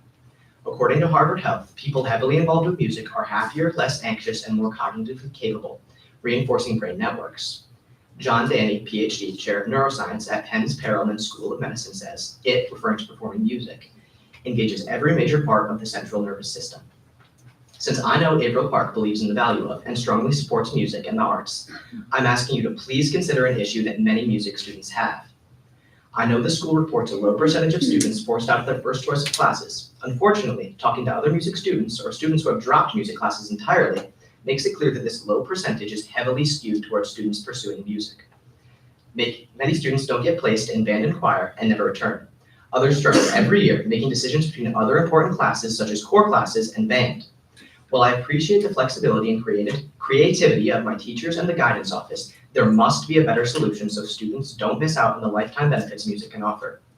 Other nearby schools, such as Voorheesville, will schedule sensitive classes, such as music, before core classes. Is this an option we can look to at Averill Park? If not, we need to explore some other solutions. Most music students will at some point have to drop out of an ensemble to take a required class, and the only way to fix these conflicts while remaining on your intended graduation track is via pathways neither students nor parents are informed of. I was forced out of choir last year and would have had to choose between the honors track and band this year. Fortunately, I was able to get creative with my counselor. However, to obtain this information, you have to propose something to your counselor. For example, one student last year and myself this year skipped chemistry for now, going straight to AP Physics.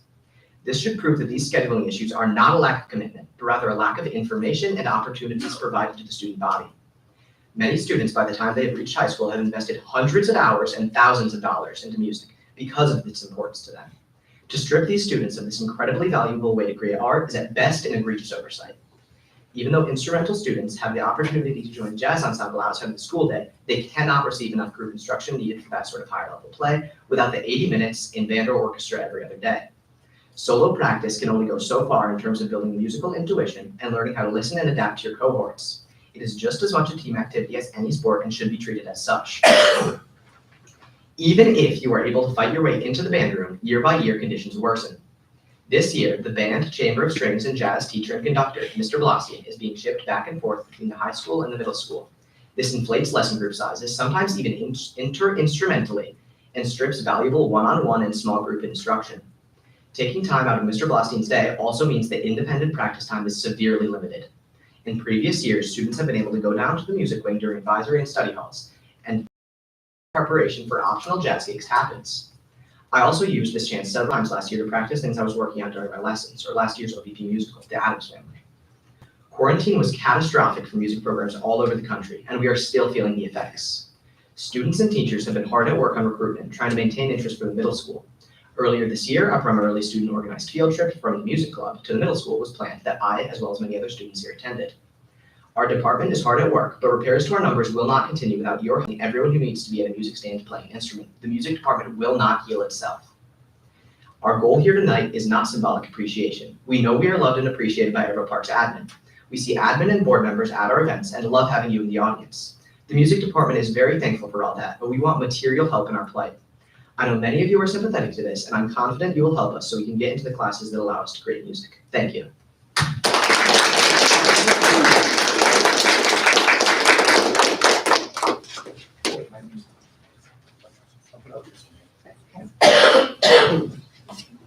We'll keep going, if you look up every once in a while so I can give you a cue, as it were. Spencer Sweet. Hello, my name is Spencer Sweet. I'm a sophomore at Averill Park High School. In my freshman year, I was in concert band and jazz band. Unfortunately, this year, I was unable to partake in any music-related classes. I don't intend to go into music as a career, and that shouldn't infringe on my ability to take these classes, but it does. When you consider taking a music class at the high school, you have to put aside other classes. It should not be an issue. High school students should be able to have a variety of interests and be able to pursue them, but in my case and many others, I could not. I reluctantly chose other classes over music because of this. I felt as if the only way to continue taking music classes was if it was my #1 priority. It may not be my #1 priority, but I still want desperately to be in the music program. It's very hard to continue my high school career without having the fulfillment of jazz band and band. I always attend the high school's musicals and concerts, and it pains me that for reasons beyond my control, I'm unable to participate in something that I love, like music. I'm asking you to please review the scheduling and treatment that the high school gives the music department, but I'm very appreciative for what you do now. Thank you.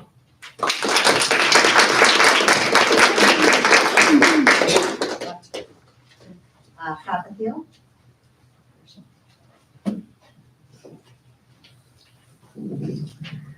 Good evening. My name is Khala Thiel, and I'm here today to address the ongoing issue concerning our district's music department, particularly at the high school level. While I leave some of my peers to discuss their personal experiences, I'd also like to ask some questions. Is the Board of Education aware of the significant decrease in enrollment in the music program? For example, concert band has in the past consisted of up to 54 students and currently has 29. Orchestra at one time had 43 students and now only 11 are enrolled. Is the Board of Education aware of the many scheduling conflicts, especially with honors and AP level courses, which prevent students from participating in music classes? Is the Board of Education aware of how surrounding schools in the area, including Voorheesville, East Greenbush, North Colony, and South Colony, design their schedules specifically around music classes? Has the Board of Education been in contact with or provided with statistics by the counseling department about how many students who sign up for music classes are actually enrolled in them? While I could speak about my personal experience within the music program, I would instead like to focus on the department itself and the community it fosters. The group before you today consists of students from various grade levels, all who share a passion for music. These students, many of whom are younger than me, work incredibly hard. Their talent, too, is truly remarkable. I speak to you as a senior who has dealt with scheduling conflicts all 4 years of my high school education, which in a decision I made cost me years in music classes. But for these students, it is not too late. I cannot emphasize enough how important it is that these students be given the opportunity to both engage with their passion and develop their talent because they are incredible. I also hold statements from other students if you would like to see them, some of whom could not attend tonight, which I encourage you to read as well. I would also like to touch on my relationship with Mr. Blossing. As director, expected and failed to be recognized as the exceptional teacher he is simply wrong. Mr. Blossing aims to keep kids engaged with music, and while a bit of an acquired taste, is one of the hardest working employees within this district.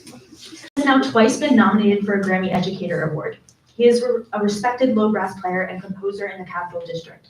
He has taken our ensemble to competitions where we take top awards even when we have no more than 2 20-minute early morning rehearsals to practice our music. He constantly works around the challenges of small ensembles, scheduling conflicts, odd rehearsal times, and other difficulties, and seeks innovative, inventive solutions simply aimed at keeping students engaged with music.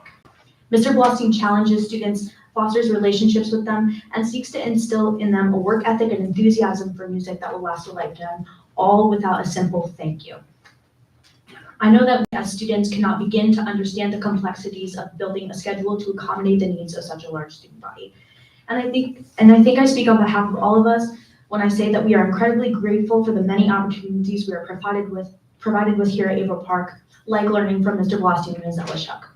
However, we see a need to revisit scheduling practices, and in doing so are asking for a comprehensive music schedule review in an effort to ultimately grow our department and offer students an equitable opportunity in exploring what they are passionate about, fulfilling the promise of every student every day.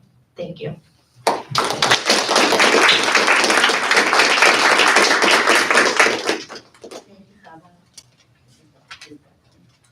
Lindsay Parker? Oh, this is not music. Yeah, do you want to do music first?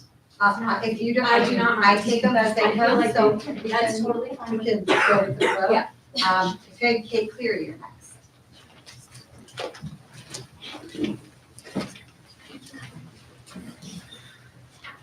Hello, I'm Kate Cleary. I'm a freshman at APHS. I'm in my school's orchestra and jazz band here.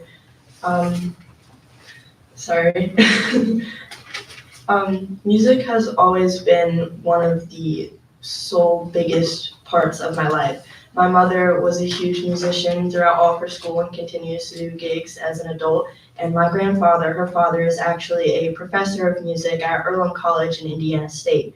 Because of this, I have been taught to love and appreciate music for all that it is and all that it helps us in our daily lives. Music is so important in more ways than I think a lot of people understand. It can help with mental well-being, which it has for me throughout many years of moving as much as I have 13 times, and friendship losses, family losses. Music can help you through so much of understanding with this.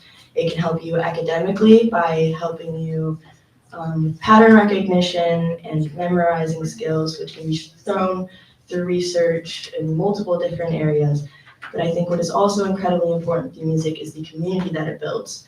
High school is an incredibly terrifying time, especially for a freshman going into school and not knowing what's going to happen in terms of friends or classes, trying to figure out who you are as a person or what you want to do growing up.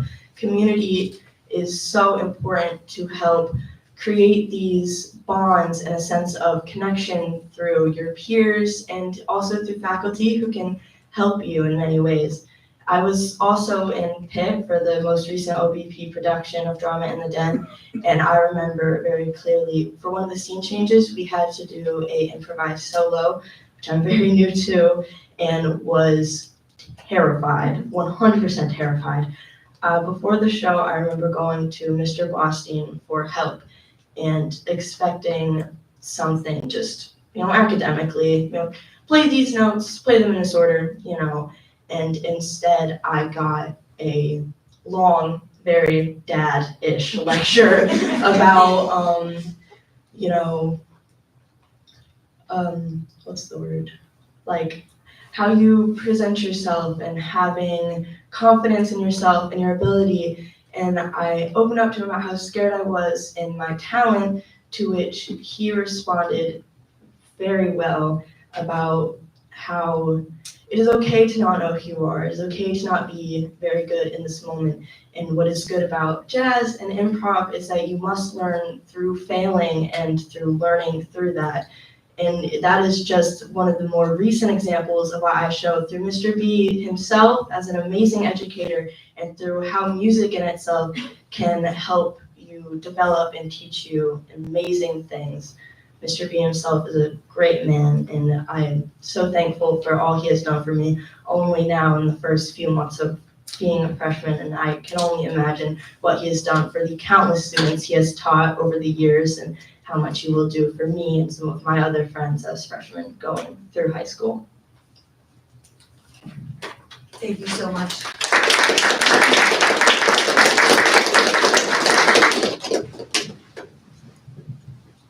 I'm gonna keep going. We're mostly keeping 3 minutes. You guys are doing great. I apologize. Eva Salahad Lopez. Yeah, Did I get that right? you did. All right, so my name is Eva Salahad Lopez. Throughout middle school, I was a member of both the band and the choir.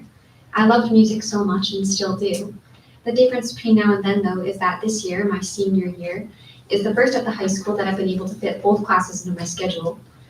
During my high school career, I've been able to fit choir into my schedule twice as an independent study and band just once. I've noticed too that now their ensemble is close to as big as Algonquin's was while I was there. Because of the way the class schedule is drawn up here, students are forced to choose between honors and AP classes or music. Most kids, upon realizing their freshman year how difficult it is to get into a music class here, just give up. I remember this being a frequent topic of conversation when we were all making our final edits to our schedules. Students spoke of quitting their instruments or quitting choir, not because they didn't enjoy music, but because they could not or their parents would not let them prioritize it. They knew too that if they missed even a year of music classes, there would be a major disparity between their own skill and the skill of their peers upon rejoining. I know this now better than anyone, and it can be discouraging, but parents trying their best to further their children's academic careers are not the problem here. The problem is that year by year, for so many high schoolers, a choice between taking advanced classes or continuing in music must be made in the first place. I wonder if all the kids who cared but ultimately chose honors English and calculus were still involved in music, how many members of the band and the choir there would be currently. And so I hope wholeheartedly that the board will consider revisiting the way these classes are scheduled at Averill Park High School.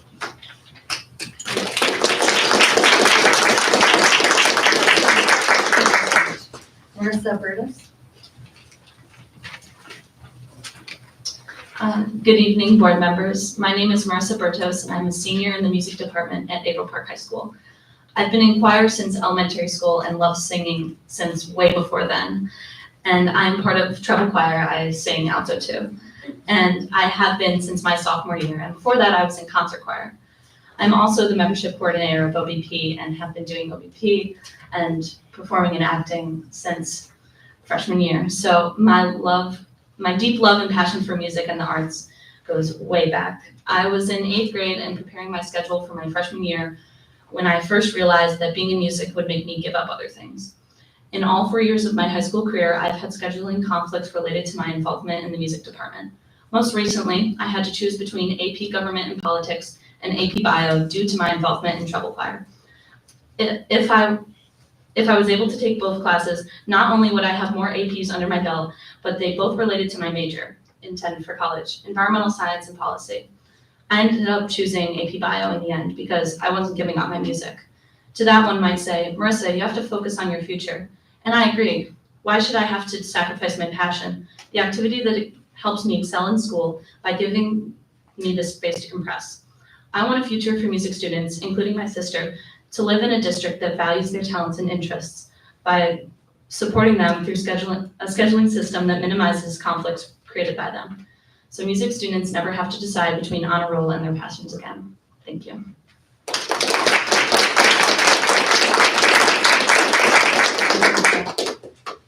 Okay. Joshua Zabrowski.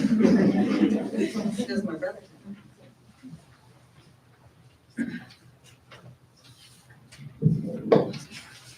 My support for Mr. B and the entire music department. For the last 2 months, my peers and I have attended practice Monday through Thursday after school to prepare for OBP production of Drama in the Den. As the show dates came closer, the weather decided to be uncooperative, which is usually the case when anything is scheduled in February in upstate New York.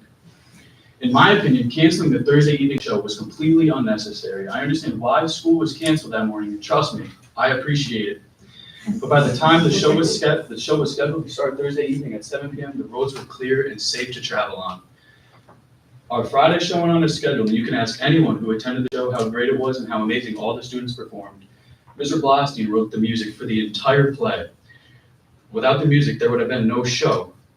We were hopeful that the Saturday show could have still been done and appreciated the start time going from 7 p.m. to 6 p.m. But knowing that we were expecting another storm on Saturday starting around 8 p.m., why did the school not change the start time of the show to 4? That would have allowed us to get to the second show start the second show. May I ask you a question, Dr. Franchini? Do you play a musical instrument? Do you know how much practice time it takes to learn to play a show, to compose a piece like we did? The musical had 17 songs. On top of Mr. Blastein's regular teaching schedule at the high school and middle school, the jazz band practices Tuesdays and Thursdays mornings starting around 6:50, and Wednesdays after school going until 5. He took time out of his own personal life to fit in practice for this play and for us to learn the musical piece. I've never been a good student in the classroom, but I've been playing a musical instrument since 3rd grade. I've been in the concert band and jazz band since 6th grade and have continued my musical studies here at the high school. Without Mr. Blostein, I would have never passed my sophomore year of high school. My father was diagnosed with stage 4 colon cancer that year, and if it wasn't for Mr. B taking the time to walk with me and making sure I was okay, I do not believe I would have gone through my sophomore year. I was 16 years old when my dad was diagnosed, and I was devastated, angry, and scared. The only teacher that made me feel safe and supported was Mr. B. His door was always open to me no matter what. He shared his own personal experiences and helped me get through a very, very difficult time that I had to go through in my life. He did not need to do that for me, but he did because of the type of person he is. He cares for every single one of his students. He wanted us to succeed. In my opinion, you need more teachers like Mr. B that care about their students, that are willing to go out of their way, and that are willing to take their own personal time and to get rid of their own gigs that Mr. B does as such in his own free time, and to teach his students, and to teach the jazz, and to teach OBP. Sadly, at the end of the show, not one person acknowledged Mr. B or the music pit. I want to take this time to acknowledge Mr. B for everything he has done for us at the high school, and throughout my 4 years, and throughout being a father figure for me when my father was diagnosed with stage 4 cancer, and helping me through rough, difficult times when my father was not here for me. Thank you so much for allowing me to speak, and thank you for Mr. B being a teacher for me.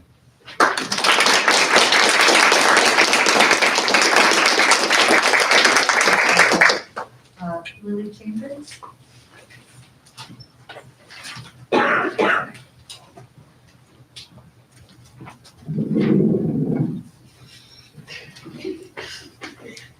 Hi, I'm Lily Chambers, and I used to do band in middle school, and I can't really talk about the music program in the high school because I have not been a part of it because I was that low percent that had to quit band. I was not a normal band student. I played 4 different instruments, 1 for jazz band, 2 for normal band, and 1 just because my best friend decided to teach me. But I cherish those moments, and music was my passion. But I had to pick between my own passion or my future. And my parents always told me I needed to chase my future before I thought about anything else. I want to be an engineer. That is the complete opposite way of the music pathway. And it's been very difficult to try and live without music, especially the impact that my middle school teacher had on me because she saved my life. And I used to do the musical in middle school, and I've always had a passion for music. In my life, I've met people through music. It's how I met my family. I have severe anxiety, and teachers have always helped me deal with that, and I never had Mr. B as a teacher. I met him one day, and he asked me why I was not in band. First question ever, because somehow he knew, because he remembered me from my passion in middle school. And I told him I couldn't, and he was like, what do you mean you couldn't? He was like, there's always room for music. And that made me question a lot. And then I wanted to do it this year again, but it was just not working. And Mr. B, me and him had a conversation one day, and he just talked to me, and that's all I needed that day. He is an amazing teacher, and he deserves more recognition inside the school. And I couldn't do anything without the music program in the school, and I just wish there was more time and more recognition for the people inside the program. And you may never listen to a teenager, but I think that music brings out the best of all of us. And thank you for your time.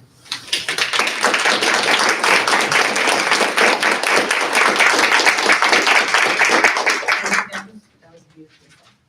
Okay, Lindsay Parker. I've got one more, and that's sort of one foot in both sides. Missing them. How did it come after all of you? It's amazing as a kindergarten parent to hear all of this. But sorry, don't take that from my children. So my name is Lindsay Parker, and I'm a parent of a kindergartner at West Sand Lake. And I just wanted to address the board prior to discussions of the budget, which apparently it is in discussion right now. We know the budget's coming up. We've had, we're listening to some of it now. But I'm concerned, particularly about the kindergarten class size and the potential that this group of kids will stay as a 2-class cohort. Going forward, instead of being split into 3, there are 3 first grade classes presently in West Sand Lake. I think the simplest and most obvious thing that we should all be focusing our efforts on is setting our students up to succeed. Averill Park's motto is meeting the needs of and creating opportunities for every student every day. Shouldn't we be supporting all of the students every day? If kids' needs are not being met or are not in the correct setting, then none of the kids are getting the focus or attention they need and deserve. As we have learned firsthand this year, this can be hard to accomplish when classrooms are under-resourced or when teachers are moved around to teach classes they haven't taught before.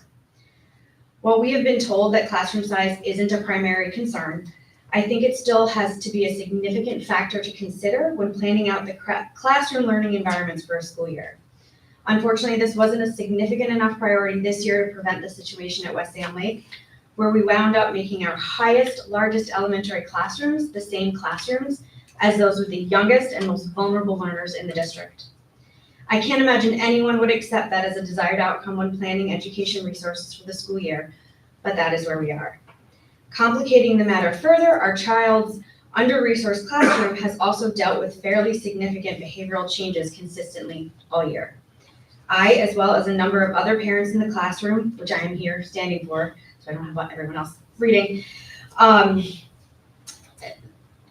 have voiced concern in a letter to the board, which was given and then we met with Dr. Francini and Mr. I don't know how to say your last name. I was waiting, I was gonna say. About the impact that this environment has had on our children and the beginning of their academic careers. Obviously, there are many competing priorities for your attention and for the district funding, but it remains critically important to pay attention to the fact that this West Sand Lake kindergarten cohort does not work as a 2-classroom cohort today. And there continues to be a need to address the situation. There are still frequent disruptions in the classroom happening. My child still comes home to tell me that she had to be evacuated from her room today. We are always so positive and look for her to tell us the positive things about her day. We know she has them. However, that is not what she takes home from the day. We have noticed an increase in negative behaviors at home, as well as other parents have expressed the same. I think that if you could listen to my daughter play imaginary school at home with her dolls, it would be difficult to sit here making the same resourcing decisions that were made going into the school year, knowing that these things are going on and that children are affected this way. While things have gotten a little bit better since the beginning of the school year, the way to help these children really learn and get what they deserve to get from their education is to split them up and allow the groups to not be these overly large classrooms that are full of chaos. If there were more in-classroom resources or less students in a classroom, then if there was a behavior issue developing there would be more opportunity to give a struggling child a moment before escalating and to prevent total classroom disruption. Whereas when your teacher has 23 to 24 students, it's incredibly difficult to do that, and all of our children suffer. Not only are they not able to move their academic lessons, but negative energy is contagious, and they are learning. But what are they learning? They are learning how to inappropriately respond to setbacks in the classroom. I'm not here just for my daughter, I'm here for all the kids in this class and all the kids at West Sand Lake, and I implore to you how important it is to consider classroom sizes and environments when working through the upcoming planning process, especially for such young group of kids. We want them to love to learn, to love going to school, but for some of our little ones right now, we're missing that boat. It's really important that we be considering the classroom environment, especially for the younger students. I mean, granted, classroom sizes and everything, but when you have a class like the one my daughter's in at West Sand Lake, when there's chronic disruption and sometimes fear to go to school, it becomes a little problematic for a kindergartner. We previously raised these concerns with the way I said that, and appreciate the complexity of the task at hand, but we still hope for support for our kids and have not gotten much direct follow-up on this, so I wanted to speak to the board. I have 1 minute or less. I thought you were. You're past 3 minutes. I'm sorry. 30 seconds. Almost That's done. okay. We continue to check in with our daughter's teacher about the state of the classroom, and she still expresses there are still a lot of struggles and just says it's about the same. So when we report that things are a little bit better than the beginning of the year, that realistically means that my kid is just getting used to the environment, and that's devastating. Thank you for your time. And thank you for all of the students. I love music and my daughter does too. So. I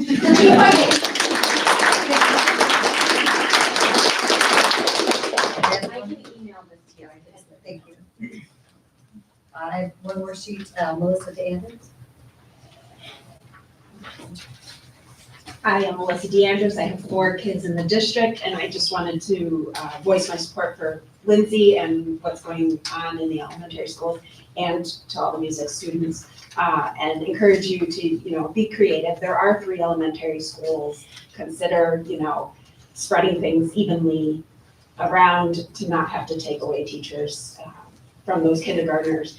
And this was all very close to me. My daughter, who graduated last year, had to give up music and art and, to do the AP and the honors classes. When I was in school, I was able to do it all. So I'm not really sure what changed and why these students can't do it all anymore. So thank you.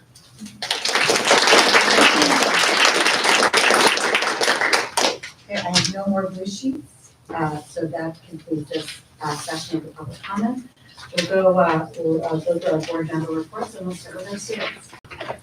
So I always really enjoy when there's a lot of people here, so thank you to all my peers who came and they spoke. I always like hearing what you have to say, and I understand what you're saying. It's hard to schedule sometimes. Going back to our presentation from the food bank, I actually really did not know much about that program at all, the backpacks in the pantry, and I didn't know that my peers and classmates did it here at the high school, a lot of what they do, so that was really interesting to hear about. And again, I like learning about everything going on in our community. And going off of what Abby said, I really appreciate all of you coming out here, voicing your concerns. As a music student myself, I also found it kind of difficult scheduling a lot of my classes, but I'm thankful that you all came out here and spoke up. And then along with the food bank stuff, I really do also enjoy learning about all these cool things because I also didn't really know we did this. So it's really cool seeing people in our community doing good things like this.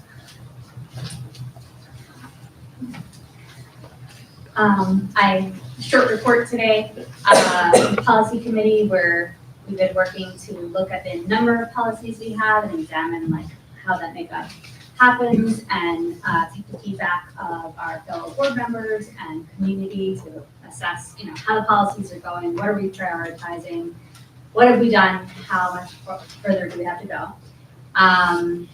So that's been interesting and arduous work.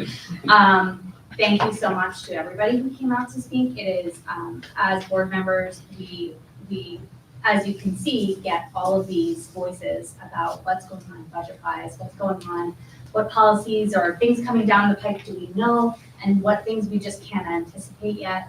So obviously we get from our student, from our staff, their challenges of how they're trying to meet that ambitious goal of every student every day. That is a huge statement to make and a very ambitious goal for everybody to meet. So it's very meaningful for us to hear from the student experience of how is that going? We look at certain data, but hearing students' experience from a mental health standpoint of what sacrifices you made, what choices, what things are going into your decision making is invaluable to us. So thank you for your bravery. It's just very helpful. And, while we can't, as he said, in looking at budget things, there's a lot of stuff we just can't promise or we don't even know yet. But wherever we get community involvement and community voice, we do our best to prioritize what our community needs and wants. So thanks for your trust and feedback in our work moving forward to do that.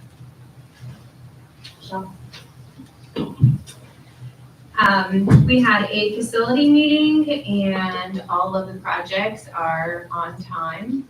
So as of now, that's great. Our safety meeting has been rescheduled due to weather conflict.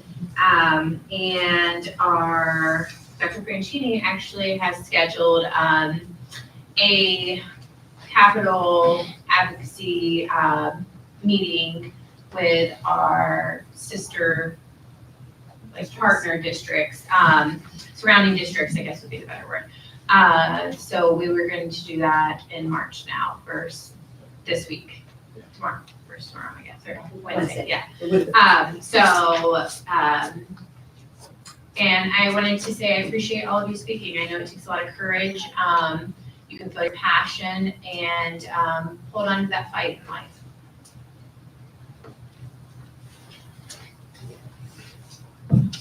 Yeah, I want to pick up on that. So hearing directly from students is the most valuable thing you can get. And it reminds me as a board member of why we're really here. We don't get a lot of taste of that. So thank you. For all of the speakers that we had tonight, I was really impressed. You guys were honest, passionate, eloquent, and really well spoken. Like, fantastic. So kudos to our community. That's great. Regarding the budget, last year, so before this school year, I did some analysis on our aid and our taxes and things like that, and I adjusted it for inflation because we don't really do that in the state a lot. And so last year, I said the number of students we have hasn't changed much in 4 years. Really, there's not been any really decrease in enrollment. The number of special needs students that cost more and need more has increased 16% in the last 3 years. And taking inflation into account, foundation aid has decreased 7% in the last 4 years. And our property tax revenue has decreased 9% in the last 3 years. Thus, we're spending 10% less per student since 4 years ago, if you account for inflation with all of that. And now we're going into this year. So, as Jim said, it's this whole political game, right? If you're in politics, you're deciding how you're going to spend the people's money. And so the governor has put out her sort of test shot across the bow to say, well, randomly, Averill Park's going to get better than 6% increase over last year. And she's indicated, we have indications that that's a floor, and it could be more than that. So you're asking to help resolve scheduling conflicts. You want to ensure that we invest more in music, because the value of music is immeasurable to me, honestly. I play drums. And actually, I went to school for engineering so that I could design and build audio equipment. So music and engineering are really, they're the same thing to me. But anyway, getting back to the budget, call your state reps, email your state reps, email the governor, tell your parents, tell your friends, tell your neighbors to fight for your money to come back to fund your education. It's the only way we can get it done, because that's where we're stuck, is the taxes that you guys and your families and your neighbors and your community pay to the state doesn't flow back enough, and we need it to. And they'll only make that change if they know that it's pissing us off. So let them know. That's what I got. Sorry about that.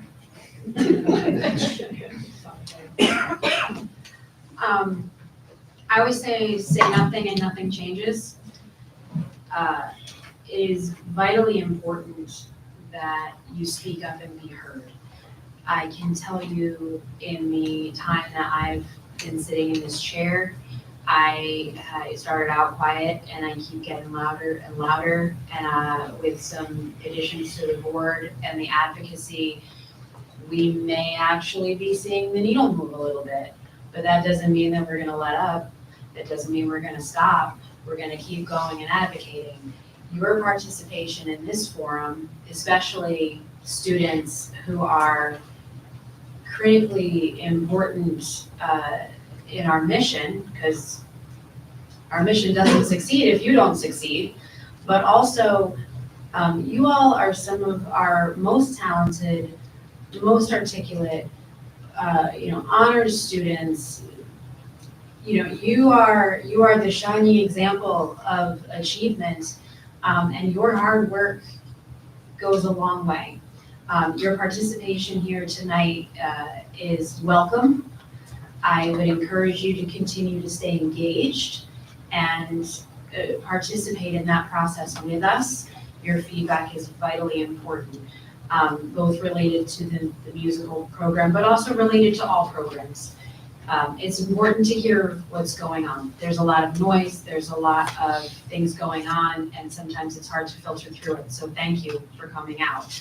It's also really heartening and wonderful to hear that we have educators in our school community who have gone above and beyond to help you as students feel better about your situation, to help you through tough times, to help you go through, there is no harder developmental period in life than adolescence. It is atrociously hard, and I don't think people recognize it enough. So what I'm taking away from your comments tonight are obviously that there's something that we would like to look at, but also that as a school community, we have an educator among us who stands out as being a wonderful educator and a stellar human, and I'm grateful for that. But thank you all. I serve on the facilities and safety committees with Michelle, so when we have updates regarding that, there'll be more to come, and thank you.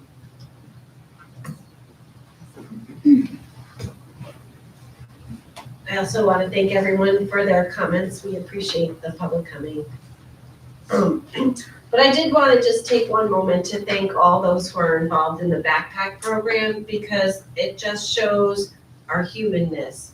All those students and the staff that take their time to participate in it, but with lots of love and caring for one another. And that, I think, speaks volumes about the characteristics of our district. So thank you for that. And I don't really have anybody else. So I'll say my dad, who had cancer, is the one that got me into jazz at a very young age. And strangely, I didn't poo-poo it in the same way I poo-pooed golf, which I was wrong. I was wrong. Golf is so hard and so fun to get it right. But one thing I will say about jazz, and I'm like beyond a huge fan. I remember the first time I heard the jazz band at the Impact like 3 years ago, and it just blew my mind.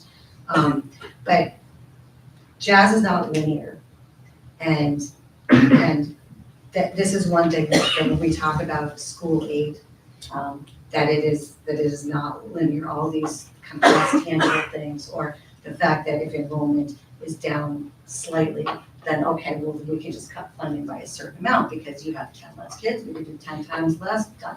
It doesn't work like that, right? Finding music teachers, finding language teachers, the increases in special education needs and AIS needs. COVID is not in the rearview mirror to the extent that people imagine it is, right? And so that's, from an advocacy standpoint, that's one of the arguments that we've been trying to drive home.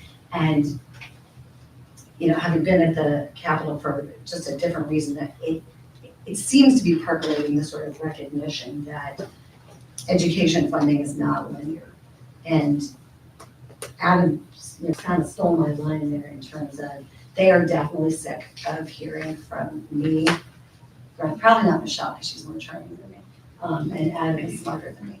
So, but hearing from you guys, from the community, to call, if you don't know who our state senator is, right now, but we have assembly people, 2 or 3 that feed our school district.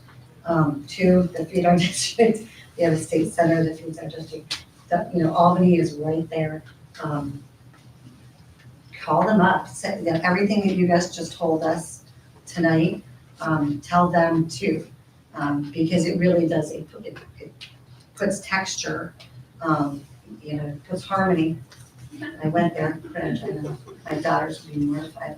But it does, to all, we come to them complaining, and you guys come to them with the richness of your experience and what you could have if we could afford, that music teacher that we want, if we can hire a business teacher. So in all your free time, when you're not going to jazz band at 6 o'clock in the morning, and you were inclined to engage in the advocacy along with us, we would greatly appreciate that. And my dad was also an engineer, so music and engineering are definitely part and parcel, and I'm sure there's some very smart neurobiological people who could explain why, but I'm not that person. So I do want to thank you guys, for everybody, for coming and speaking tonight, and I also do want to thank, we did make it to the performance on Friday night, and it was fantastic. It was like 2 of the most joyous hours I've spent in the last 6 months. And I'm not, my mother was prone to exaggeration, but I'm not. It was fantastic. So thank you everybody who participated. I recommend. It's great. And I look forward to what comes next. That is all I have. Megan,